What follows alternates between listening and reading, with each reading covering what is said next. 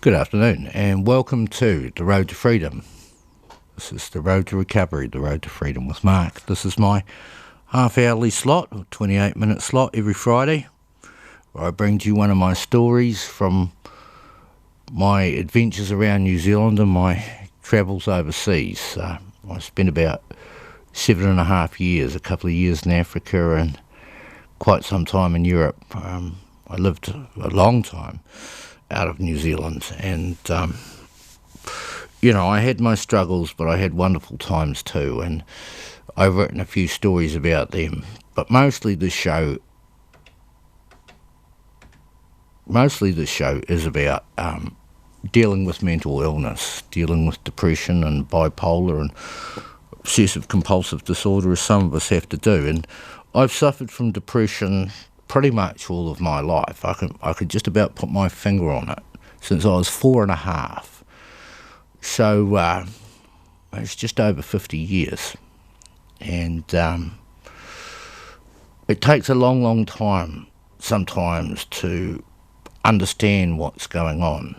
I remember being at school and not being able to see the chalkboard as a child, and I remember thinking that everyone was like that. Well, was I different in any way?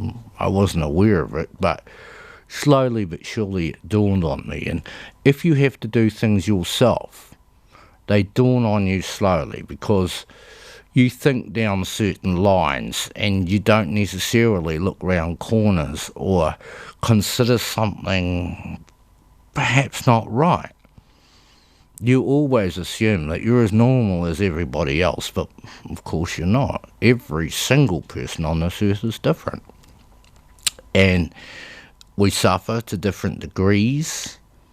Some people are badly affected, some people aren't. They're just mildly affected. I mean, everybody gets depressed, and at some point, you're dealt a low blow, a kick in the slats, and you kind of feel like, oh no, that's down. But the difference is someone suffering from depression feels like that all the time, every minute of every day and every night, and it never, never, never goes away.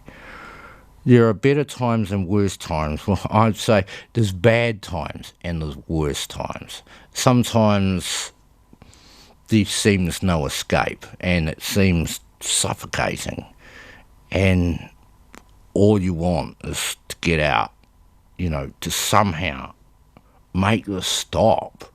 You can only take so much torture before you snap, and that's what happens with people. And because they don't have any other input, they end up spiralling into a sphere of negativity, and that's what tends to happen.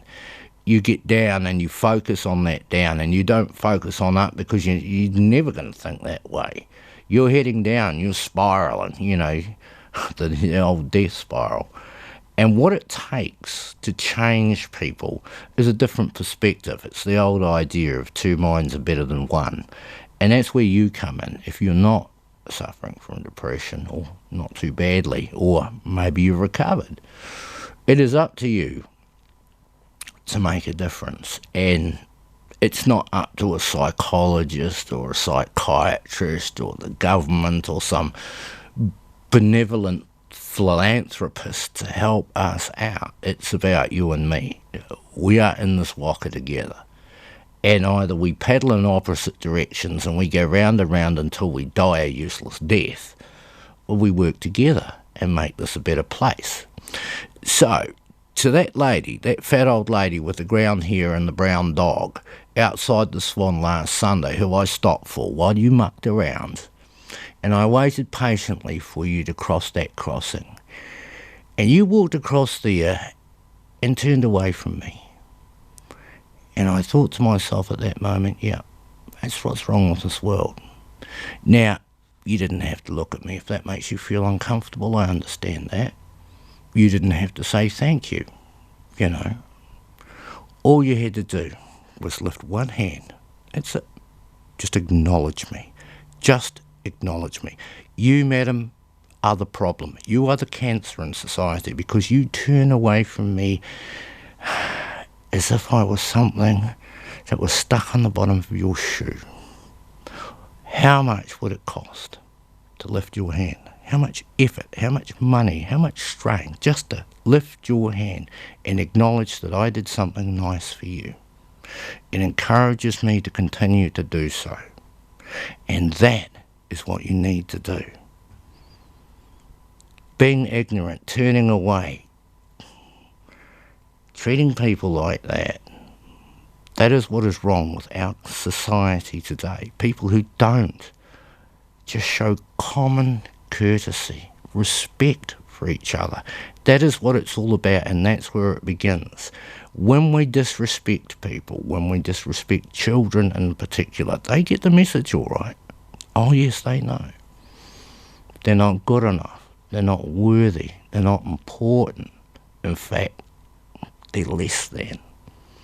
They get their message early and they carry that like a little ball of anger. It turns into hatred. And they make others suffer because they were forced to suffer when they were young. And the worse we treat them, the worse they're going to react.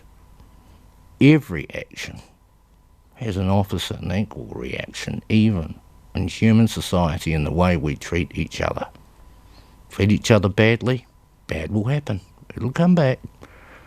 But treat each other well, with respect. And if you can manage it, a bit of kindness, a few thoughtful things, and like a ripple in a pond, that affects those immediately around you, but the world at large is changed by your actions. This is how much power you have. You have the power to influence. You have the power to save lives. You have the power to make a difference in your life, albeit in some small way. And I hope that if you choose to take up this challenge to show a bit of kindness, respect and consideration to others, that you will be encouraged to do more. And who knows, you might do something really nice for a stranger. You see someone fall, you go over, you pick them up, you dust them off and you say, "Are you okay?" And they'll remember that forever. And they will react in a positive way. And that's what it takes. It's about people and it's about community. Too much time is spent worrying about what other things are happening around the world. Interesting and exciting things happening in other places and other worlds, and they are frivolous and superfluous. What is truly important is how we react to each other in our communities. And that's why I do what I do, because it's community-based, and I'm trying to encourage people all throughout the Hawke's Bay, hi there to you, and throughout the beautiful Wairarapa. I am trying to encourage people to get involved. Tell your friends about the station. This is a not-for-profit organisation run by Michael and Veronica here, who do a magnificent job, quite a selfless job, bringing the community together and empowering people like me who would otherwise just not have a voice. So I am extremely grateful to them, to all of the sponsors that sponsor the show, New Zealand On Air and all the rest of our great sponsors, and to Wairarapa TV for coming on board and spreading the good word. Remember, we're on the internet. Just go to www.arrow, and there are podcasts from our previous shows. There's all kinds of interesting stuff that happens on this show, and it's a very good thing to get involved with. And of course, with the modern, the wonders of modern technology, you can just tap it in on your little computer or your smartphone and catch up with us whenever you want. So it's very convenient. We're making this as easy as we can for you. And I think it's very important that you get involved in your community, because by making your community a better place, it makes your world a better place to live in. Well, look at that. 10 minutes has gone just like that, so I better get cracking on with today's story. This one is one from Tora out on the east coast of the Wairarapa, and this is called Pieces of Silver. The old mate, who I'll refer to as Tom for short, woke me up about 4:30 a.m. one morning in spring. I was staying in a large caravan out back of his place. We were in the middle of fishing for groper and had a few more tons to land. I sprung out of bed as I knew we had a big day ahead of us. Work clothes were hurriedly pulled on, and I stumbled into the darkness towards the flat deck ute. "All right, mate," said Tom, as he handed me a coffee and fired up the ute. We headed up to the refrigerated container that held boxes of bait and took 6 for the day's fishing. We then loaded up 140 litres of diesel from the main tank and headed down the road to the bulldozer and boat. It was still dark when we arrived and filled the tanks and stowed the gear. I put on my all-weather overalls and started cutting baits. Barracuda frozen whole is easiest filleted solid, but it freezes the hands fast. Despite the numbness and the razor-sharp blade, I worked as fast as I could go. We needed 300 baits of cuda and squid prepared before we reached the fishing grounds. It would take my best efforts to be ready on time, and Tom would accept no excuses. Right on the first hint of light, Tora drove over on his quad bike, ready to back the boat into the sea using a large metal cradle and a D9 Caterpillar bulldozer. The drawbar connecting the bulldozer to the cradle was about 15 metres, so it was able to get us in deep enough water from the beach. But beach launches are never easy. Still, he backs us into the water with a great puff of black smoke and some consummate skill. Tom kicks over the 2 D4 Caterpillar engines on board, and they bark into life on demand. He listens carefully as he warms up the motors for any hint of a problem which must be addressed before we head out. With nothing obviously untoward, he engages the twin Hamilton jets that drive and swing us round to face the ocean. Meanwhile, it's back to baits for me. Head down, but the smell is quite bearable as everything we use has been frozen fresh, and fresh is the key. Tom goes through the motions of checking the gear. First the electronics, then the jets, then a knowing eye over the hauling gear, and finally over me and the hundreds of traces that we will be sending to the bottom in a few hours. Happy that all is in order, Tom opens up the motors and puts on some Johnny Cash as he plots a path down to the fishing grounds. I feel the boat's bow rise to the challenge and try to move in rhythm with her so as not to slice my hands, now rather numb. Tom buries his head in the navigational gear after putting on the kettle, and I have a tiny break as I make the coffee. The sun is rising magnificently today, and it lights up the gnarly coastal cliffs, all orange, red and blue, with wisps of mist still licking the gullies. We have only minutes to take in the view before it's back to toil. For after cutting a few hundred baits, the traces must be baited up and laid out ready for later. We lose no time as the engines roar on and the jets push us along at a good 30 knots.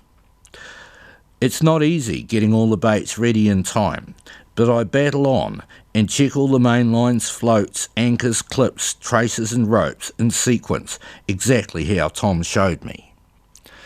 Everything must run like clockwork, or it could cost us in gear, injury, or even our lives, and this is the most dangerous occupation there is. Satisfied that all is in order, I report briefly to my skipper, and he glances over everything himself for satisfaction. "That's good. Now cut some more baits, would you?" is all he has to say to me. Then turns his attention back to the engines and the electronics. Out here our roles are very much changed, and it is important we function as a unit. Tom becomes the skipper, and must make decisions quickly and without impedance. I must follow orders with understanding and as quickly as possible. No hesitation or misunderstanding can be tolerated, or the consequences could be dire for us both. At times this necessity tests both patience and friendship, but we both approach it from the angle of understanding, so that we can work safely and quickly together. The hours pass so quickly I scarcely have time to have all ready as we arrive on the grounds we call the holes. They are a series of cliff faces rising steeply from the abyss. A place where current is naturally churned up by the changing tides. We have coincided our arrival with the turning of the tide, a time when countless billions of plankton rise from the depths of night time to photosynthesize during the morning. They turn the sea a beautiful green with their vast numbers and fill our hearts with expectation. The timing of our arrival is crucial, and the tides are erratic, influenced by more subtle forces than the moon alone. Old skippers, now long gone, taught Tom the secrets of this place decades ago when the Italians and Greeks fished these places. Now that they're gone, Tom is one of the last with the knowledge, which is the crucial difference between success and failure. We cannot see the plankton on the fish-finding gear, the electronics not being sensitive enough, but what preys on them is clearly evident. With jaw-dropping clarity, we see 15 to 25 metres deep of an uncountable swarm of tiny fish of many different species following up and feeding on the tiny plankton. Most of these fish are never seen by humans, and much of their lives remains a mystery, as this is a truly wild and far-flung corner of the world.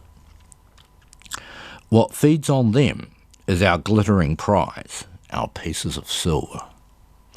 Groper are our target species today, fishing in a depth of approximately 250 metres. Above them, a blue-nosed Wairarapa, a delectable but less valuable species we will also take, and below the groper, a bass. A related, if somewhat uglier species, the bass are every bit as good to eat and pay the same good money. The more groper we catch, however, the happier we will be. 100 fish for the day is our unspoken rule for a really good day, but they are few and far between. Today looks especially good.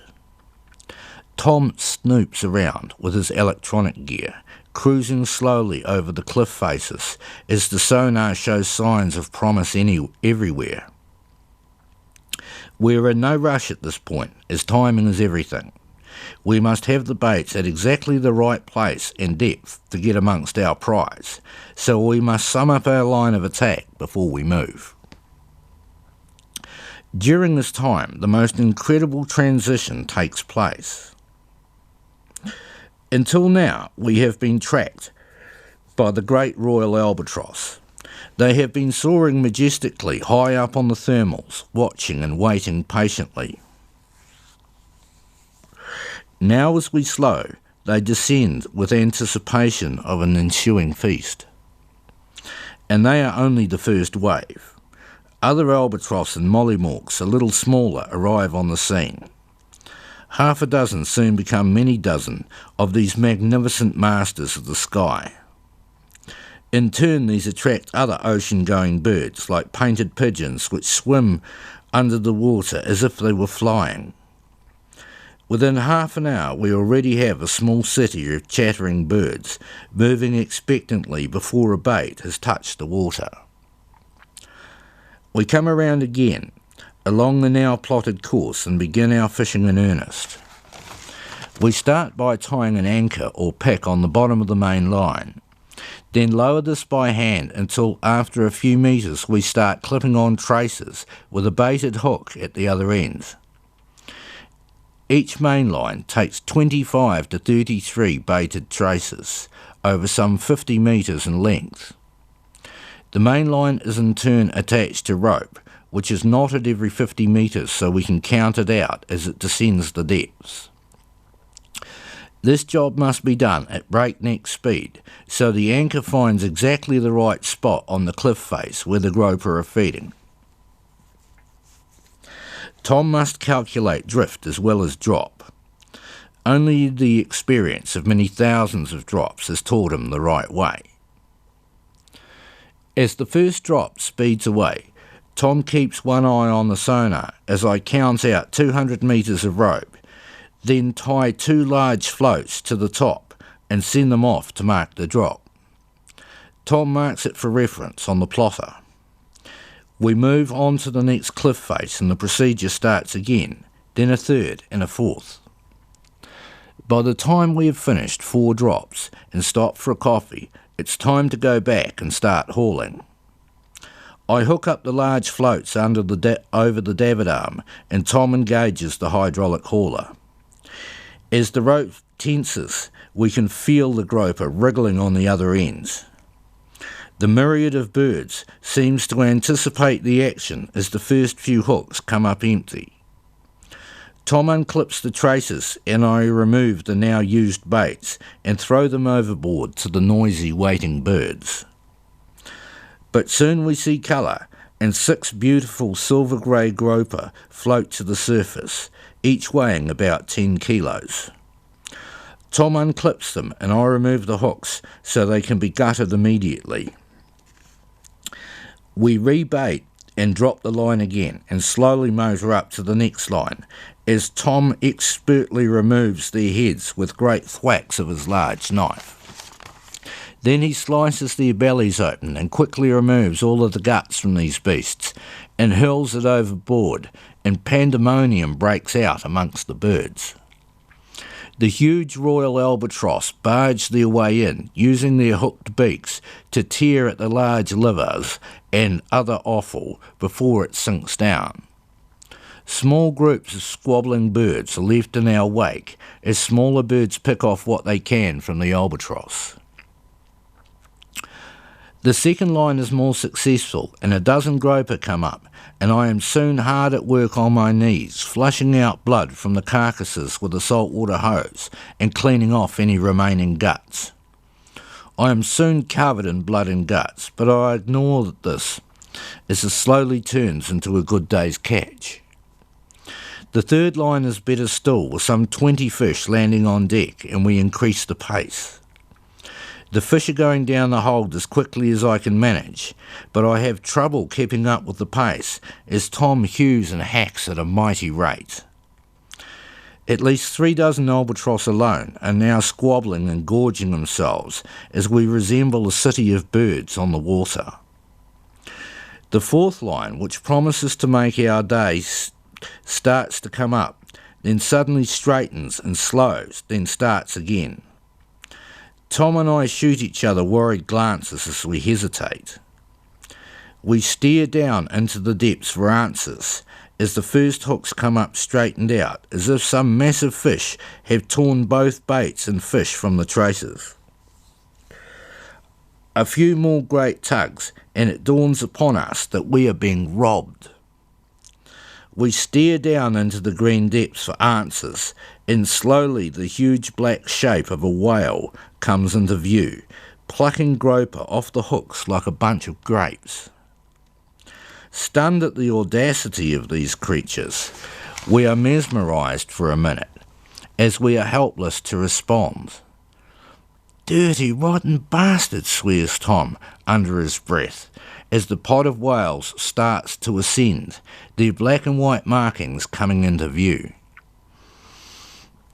Due to their great bulk, our little hooks have no effect on them, and they are free to rob us at will. "Get the gear in quick as you can," shouts Tom, concerned that we might snag up on a whale and lose some gear. At the same time, I see another whale coming up behind us. At 15 metres, it is as long as our boat, and it floats right up to the stern, almost touching the jet with its nose. "Pilot whales," informs Tom, as I stare, as captivated by this great beast as he is with our boat. We then break into action to retrieve our gear as quickly as possible. As we do so, it becomes obvious that we have been defeated in our efforts, not by the elements or our elusive prey, but a pod of robbing whales. All 4 lines have been similarly decimated, so we are forced to retrieve our gear and pack it away, as the whales hover all around, checking us out. They are so close we can see their eyes, and I cannot help but think there is some undeniable intelligence behind them. What should have been a successful day of at least 100 groper has suddenly been curtailed into only 38 slabs of valuable silver. We managed to retrieve all the gear safely and are forced to turn for home early, beaten by our curious company. We make it back to the landing by midday, and seeking solace in the fact that we have at least made wages for the day, but rue the fact it could have been so much better. We will be back there soon to try our luck again, as this was a rare meeting with these Goliaths of the deep. Still, it was an experience that will stay in our mind for years to come. The end. Well, that was Pieces of Silver. It was from my days fishing out on the Tora coast, and I was a pretty crap crew, really. Not a great fisherman at all. I mean, I gave it my best shot. I worked hard, but it just wasn't for me, you know. And I gutsed it out over a winter and gave it death. And we did crayfishing, potting for blue cod, long lines for ling, and blue nose and droppers for groper, blue nose and bass. So, you know, we did quite a few different types of fishing, and also went netting for butterfish while I was out there too with another guy. So, you know, I learnt an enormous amount, and I just absorbed it like a sponge, because these guys, like my old mate Stewie, he's been at it his whole life. You know, he's been fishing since he was 15 years old, so he's got 40 years of experience under his belt, and he was brought up by men who basically came from fishing families, the Italians and the Greeks and guys like that, who are now long gone. But, you know, they had an enormous amount of skill and knowledge. They lived and breathed that job. And Stewie has become something quite exceptional. You know, he's a very rare individual who lives out on the coast. When the weather's too shitty, he goes pig and deer hunting, and basically just lives off the land and makes his living off the land. And there's not too many people in Aotearoa who do that, certainly not in that way too much anymore. They are definitely a dying breed, but amazing people. Well, that's me for another day. I hope you enjoyed it. Please tune in next week, and remember, if you can do something nice for somebody else, be that difference maker. Thank you for tuning in. Goodbye to the beautiful Hawke's Bay and all my friends in the Wairarapa. Thanks very much, and we'll catch you again next week. Bye for now.